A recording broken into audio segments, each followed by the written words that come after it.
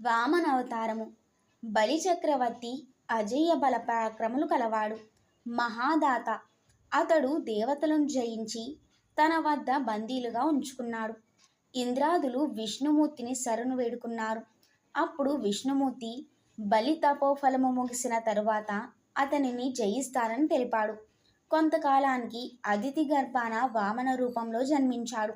ఒకనాడు బలి మహాయజ్ఞమును చేయసాగాడు.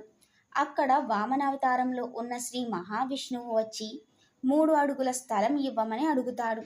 బలి చక్రవర్తి దానికి సరే అనగానే ఇంతింతై వటుడింతై అన్నట్టుగా ఎదిగి 1 అడుగుతో భూమిని, మరొక అడుగుతో స్వర్గాన్ని ఆక్రమించాడు.